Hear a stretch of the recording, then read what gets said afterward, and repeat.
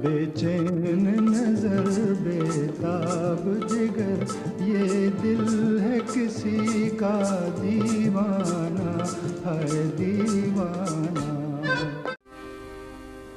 मेरी याद में तुम ना आंसू बहाना, न जी को जलाना, मुझे भूल जाना। 9 मई साल 1998 को पार्किंसन बीमारी से जूझते हुए तलत महमूद ने इस दुनिया को हमेशा के लिए अलविदा कह दिया। अपने जीवन के आखिरी दिनों में वो किसी से बात तक करने की स्थिति में नहीं थे। मानिक प्रेमचंद बताते हैं, मेरे जीवन की सबसे दुखदाई याद है तलत साहब से उनके आखिरी दिनों में मिलना।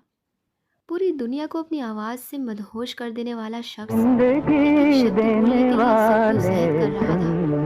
मेरा कलेजा बैठा जाता था दुनिया से कि काश दिल भर उनकी गया। तकलीफ मुझे लग जाती। रह रहकर तलत साहब का गाया एक गीत याद आता था, मेरी याद में तुम आंसू ना बहाना, ना जी को जलाना, मुझे भूल जाना। समझना कि था एक सपना सुहाना। कहा जाता है दोस्तों कि 50 के दशक में जब भी संगीत की कोई महफिल होती थी और जिसमें संगीत की दुनिया के दिग्गज जैसे मोहम्मद रफ़ी साहब, मुकेश जी और किशोर दा मौजूद रहते थे, सबसे आखिर में तलत महमूद को गाने के लिए बुलाया जाता था। एक बार किशोर दा ने तलत महमूद के पास जाकर कहा था, मैं समझता हूँ मुझे गाना छोड़ देना चाहिए। उर्दू ज़ुबान पर जो आपकी पकड़ है उसका मुकाबला मैं भला कैसे कर पाऊँगा। तलत महमूद की बेटी सबीना तलत महमूद अपने एक इंटरव्यू में बताती हैं, एक बार मैं षणमुखानन हॉल में किशोर कुमार के एक कॉन्सर्ट में जाना चाहती थी। जब मैंने ये बात अपने पिता को बताई तो ना सिर्फ उन्होंने उस कॉन्सर्ट का टिकट खरीदा बल्कि मेरे साथ किशोर कुमार को सुनने खुद षणमुखानन हॉल गए। बीच कॉन्सर्ट में किसी ने उन्हें पहचान लिया और किशोर कुमार तक ये खबर पहुंच गई कि तलत महमूद अपनी बेटी के साथ हॉल में मौजूद हैं। किशोरदा ने फ़ौरन मंच से घोषणा की कि हमारे बीच तलत महमूद साहब बैठे हुए हैं।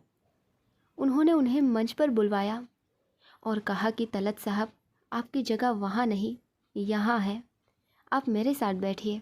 वो गुजरा जमाना, मुझे भूल जाना, तेरी याद में।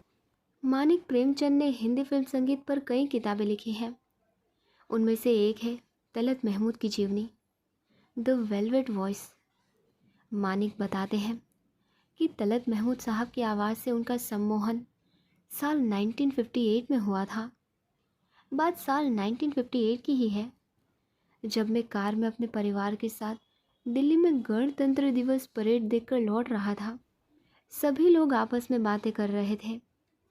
तभी रेडियो पर तलत महमूद साहब का गीत गूंजा, रात ने क्या क्या ख्वाब दिखाए। मैंने नोट किया कि सभी लोग अचानक चुप हो गए। ये उनका तलत महमूद की आवाज़ को सम्मान देने का अपना तरीका था। तब से तलत महमूद साहब मेरी ज़िंदगी में हमेशा के लिए घर कर गए। 24 फरवरी साल 1924 को लखनऊ में जन्मे तलत महमूद ने लखनऊ के अदब और तहज़ीब को आत्मसात कर लिया था। वो जितना मीठा गाते थे उतना ही मीठा बोलते थे। तलत महमूद साहब की नवासी सहर जमा एक पत्रकार है और टीवी चैनल मिरर नाव से जुड़ी हुई है। सहर बताती हैं कि उनके अंदर लखनऊ की तहज़ीब कूट कूट कर भरी हुई थी। मिजाज के बहुत सौम्य थे। उनका सेंस ऑफ ह्यूमर गजब का था। बहुत हंसी मजाक करते थे। सहर कहती हैं, जब मेरी माँ छोटी थी तो वो उनकी स्कूल की लाइब्रेरी से कॉमिक्स मंगा कर पढ़ा करते थे। उनसे ज़्यादा वो आइसक्रीम के शौकीन थे। उनको स्टाइलिश कपड़े पहनने का शौक़ था। हमेशा सूट बूट में रहते थे। उनको दुनिया घूमने का भी शौक़ था।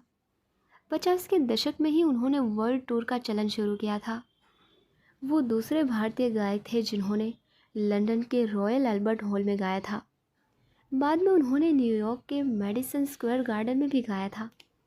तलत महमूद ने संगीत की पढ़ाई लखनऊ के भातखंडे संगीत महाविद्यालय में की थी, जिसे पहले मैरिज कॉलेज कहा जाता था।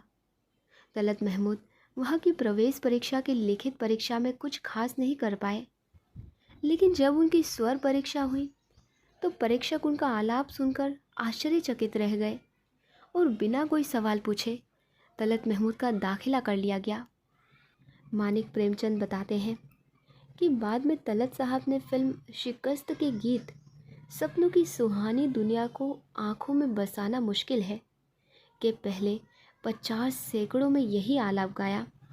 40 का दशक शुरू होते होते वो ऑल इंडिया रेडियो के लखनऊ स्टेशन से गाने लगे थे दोस्तों।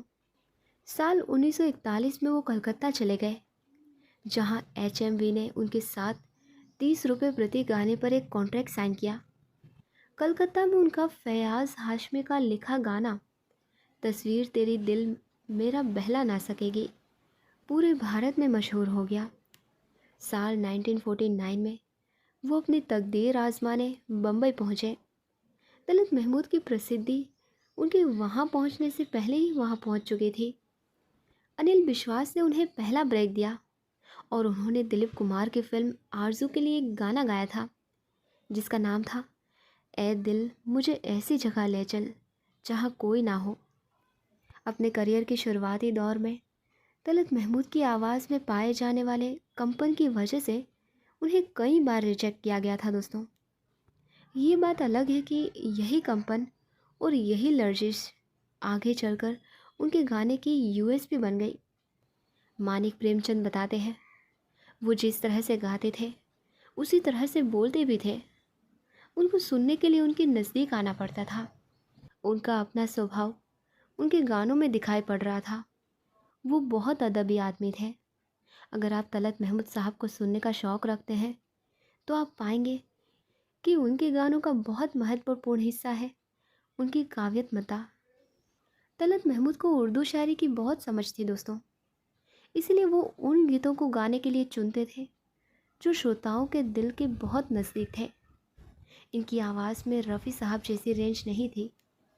उनकी आवाज़ में वो बेरीटोन भी नहीं था जो हेमंत कुमार की आवाज़ में था, लेकिन इसके बावजूद एक सीमित दायरे में गाते हुए भी वो संगीत प्रेमियों के दिल में घर करते जा रहे थे।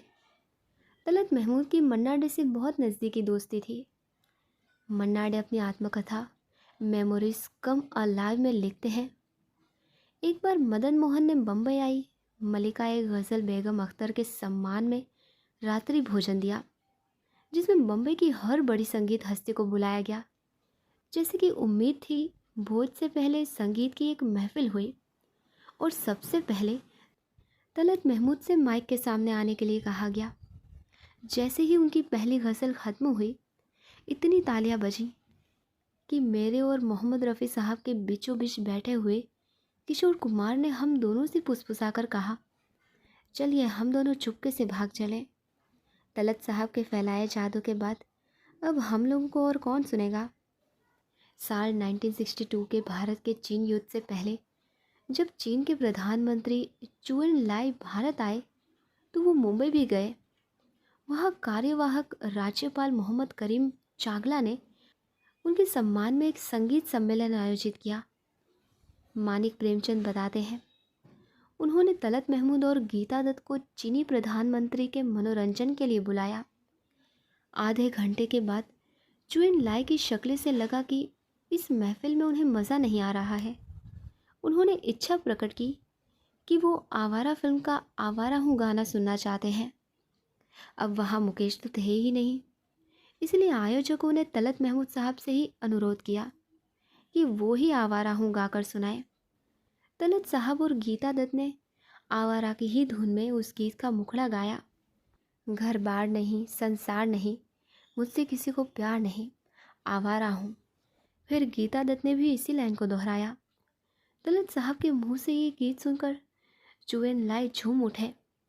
जगजीत सिंह और मेहंदी हसन दोनों ने ये कहा कि उनके गायन पर तलत महमूद साहब का बहुत बड़ा असर रहा है। मेहंदी हसन को तो पहली प्रसिद्धि तब मिली थी जब उन्होंने कराची की एक महफिल में तलत साहब की एक गज़ल हुस्न वालों को ना ये दिल दो ये मिटा देते हैं।